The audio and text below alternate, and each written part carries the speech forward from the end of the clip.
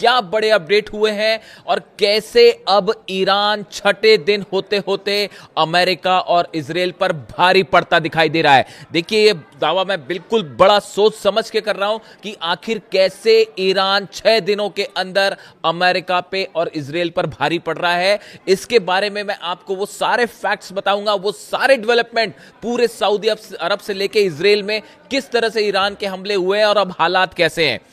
सबसे बड़ी खबर, जो बात मैंने कही कि ईरान भारी पड़ रहा है, इसका सबसे बड़ा और पहला सबूत, पहली खबर, अमेरिका के सेंट्रल कमांड ने, यानी कि वो कमांड जो कि ईरान पर हमलों को देख रही है, मॉनिटर कर रही है, वो अंजाम दे रही है। सेंट्रल कमांड की तरफ से पेंटागन से रिक्वेस्ट की गई है कि हमें और सैनिक चाहिए, हमें और हथियार चाहिए और ये जंग अब 100 दिनों से ज्यादा चल सकती है। डोनाल्ड ट्रंप कह रहे थे 4 हफ्ते में खत्म कर देंगे, पहले कहा जा रहा था 5 दिन में खत्म कर देंगे। अब अमेरिकी सेना का सेंट्रल कमांड ने पेंटागन को अमेरिका में रिक्वेस्ट भेजी है कि भैया और हथियार भेजिए, डिफेंस मिसाइल्स भेजिए, सैनिक भेजिए, सब कम पड़ गए।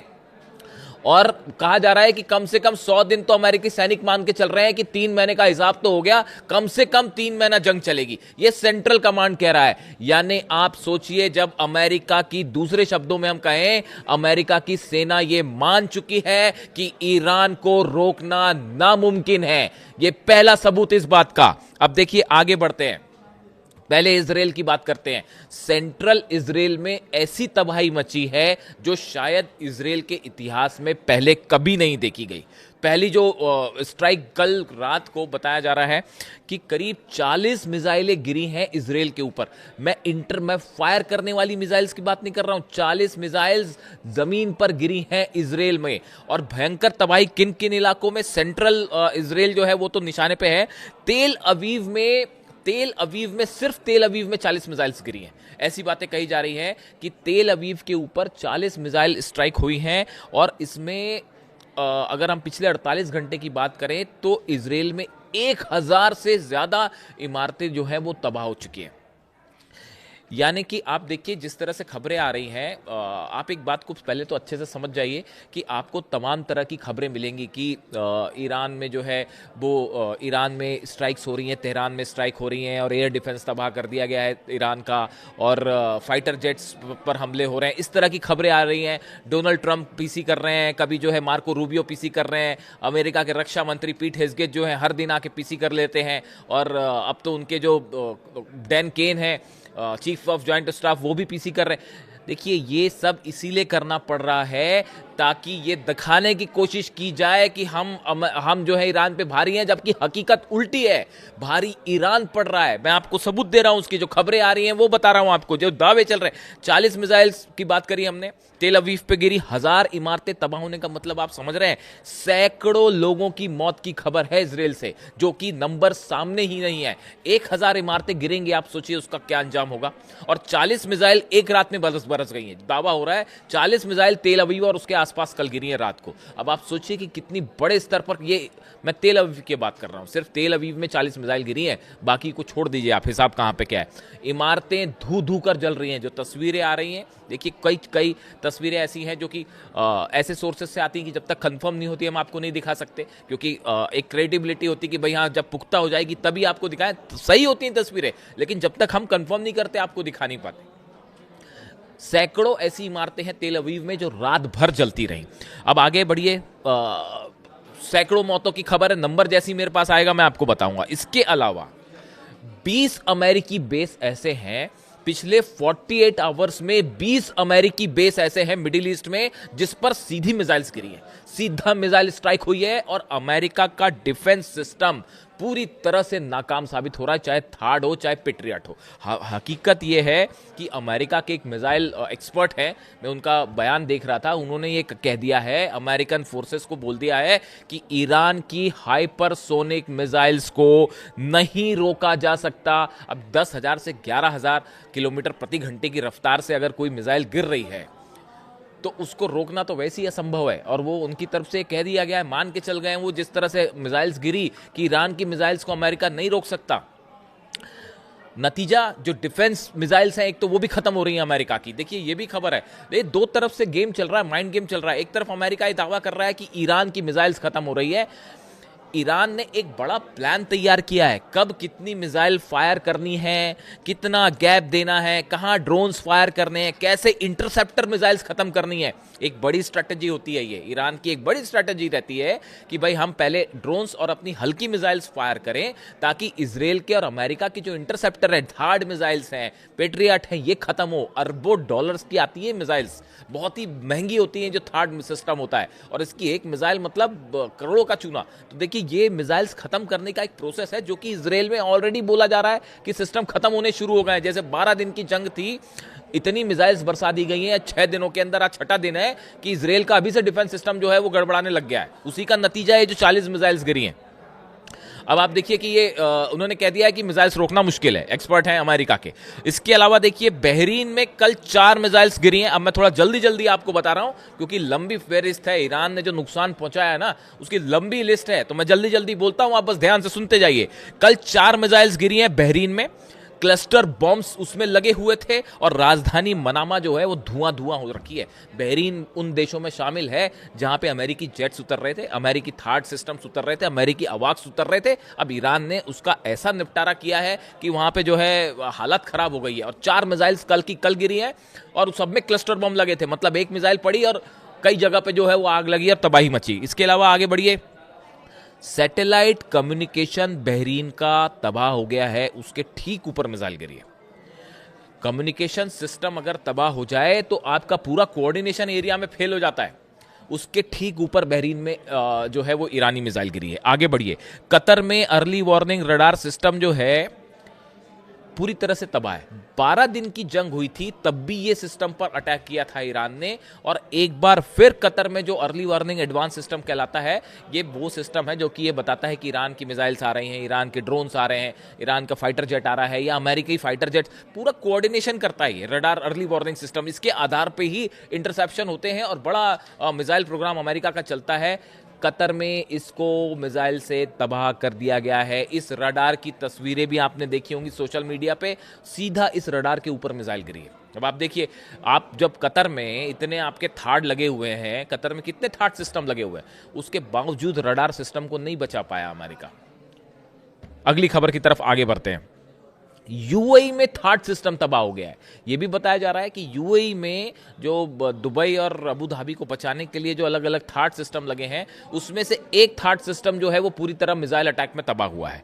आगे बढ़िए, कल पहला मौका ऐसा था जब तुर्की पर मिसाइल तानी गई, तुर्की पर मिसाइल फायर की गई, उसको इंटरसेप्ट किया, लेकिन तुर्की पर मिसाइल फायर करना अपने आप में एक चैलेंज था। हालांकि तुर्की ने फिर विदेश मंत्री से बात भी की ईरान के। तो अब आप समझिए, ईरान का कहना ऐसा है कि हमारी 21 यूनिट्स हैं, ईरान की जो सेना है उसको 21 पार्ट में डिवाइड कर दिया गया है, 21 कमांडर्स तय कर दिए गए हैं, उन 21 यूनिट्स पर मिसाइल्स दे दी गई हैं और सबको कह दिया है अब इसको मारते रहिए जब तक आपको रोका ना जाए। कोई कम्युनिकेशन ही नहीं है। वो 21 आर्मी की यूनिट्स, एयरफोर्स की यूनिट्स, मिसाइल यूनिट्स अलग अलग बढ़ चुकी हैं, उसके 21 कमांडर हैं और वो सब के सब मिसाइल दाग रहे हैं और अब अंत तक मिसाइल दागी जाएगी। जब गलती की थी सुप्रीम लीडर पर हमला करने की तो नतीजा भी भुगतना पड़ेगा। अब ये ऑल आउट वॉर, ये इनसे कम्युनिकेशन ही नहीं है, वो फ्री हैं, फ्री हैंड है उनको कि आप मिसाइल मारिए, जो होगा देखा जाएगा। तो वो हमले हो रहे हैं, अब वो कैसे रुकेंगे? अब्बास अराक्ची विदेश मंत्री कह रहे हैं हमारे हाथ में नहीं है रोकना, अभी हमारे हाथ में नहीं है, अब तो ये जंग है और चल रही है, जब तक चल रहा है मामला चलेगा।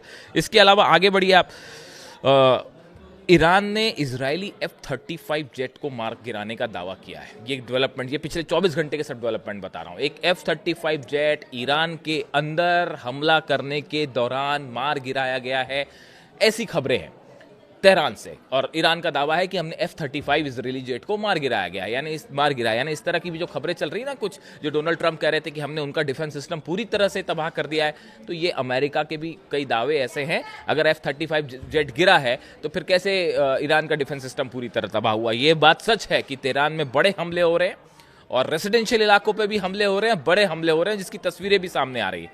लेकिन ऐसा भी नहीं है कि जो है अगर F-35 जेट गिर रहा है तो उसकी तो कोई वजह होगी।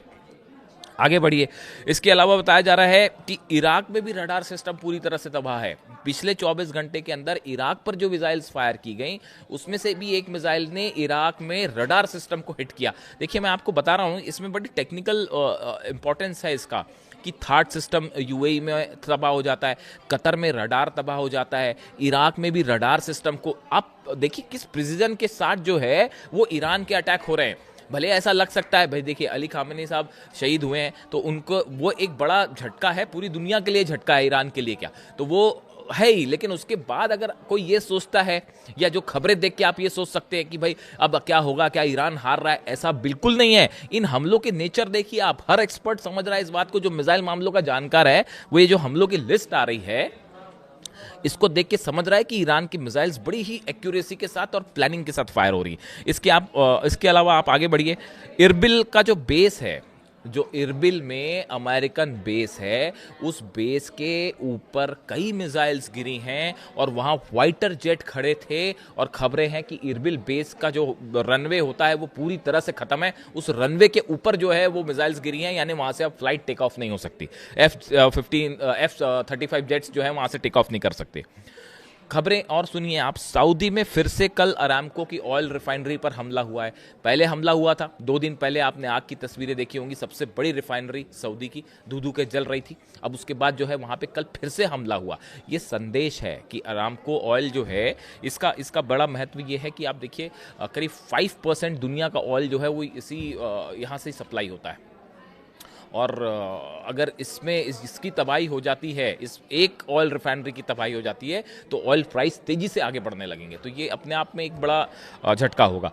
इसके अलावा आप देखिए सऊदी में प्रिंस सलमान की सुरक्षा बढ़ा दी गई है। सऊदी क्राउन प्रिंस की सुरक्षा अब तक की सबसे पुख्ता सुरक्षा व्यवस्था कर दी गई है, उन पर कभी भी हमला हो सकता है, इस तरह के इनपुट हैं, इस तरह की खबरें। इसके अलावा आप जॉर्डन में आ जाइए। जॉर्डन में बताया जा रहा है कि पिछले 24 घंटे के अंदर 5 बार ड्रोन अटैक हुए हैं, यानी 5 लेयर्स आई ड्रोन की। एक ग्रुप में कई सारे ड्रोन आते हैं, वो ईरान का तरीका है हमला करने का कि एक साथ कई ड्रोन आते हैं, आप कितनों को रोकोगे, गिरने तय हैं। बताया जा रहा है कि 5 लहरें आई ड्रोन्स की, जिसने जॉर्डन पर बड़ी बेस पर बड़ा नुकसान पाया। जॉर्डन वही उन्हीं देशों में शामिल है जिसमें सबसे पहले जो है F-35 F-16 और अवाक्स और मान ना जाने क्या क्या तामझाम उतरे थे। अब उस बेस पे जो ऐसी तबाही मची है कि वो आप देखते रह जाए, वहाँ की तस्वीरें आई। इसमें से बहुत सारी जानकारी आप ये, पहली बात तो जंग कब रुकेगी ये ही नहीं पता, किसी को नहीं पता जंग कब रुकेगी।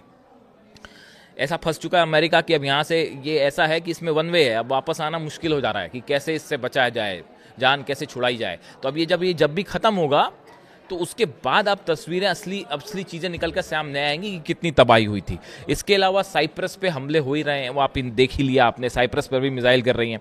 इसके अलावा देखिए 2 बड़ी अहम चीज़ें और हैं।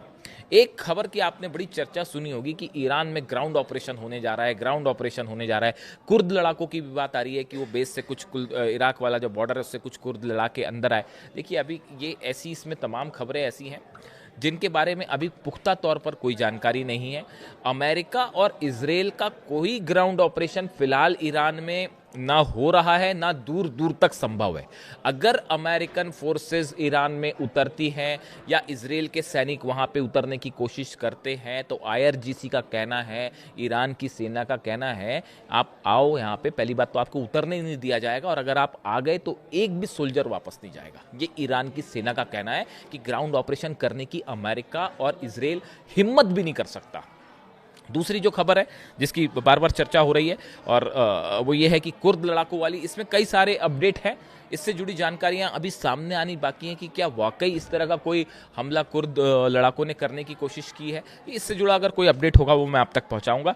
इसी बीच ईरान की तरफ से बड़ा दावा है कि हमने 24 घंटे में 100 अमेरिकन सोल्जर्स मार दिए।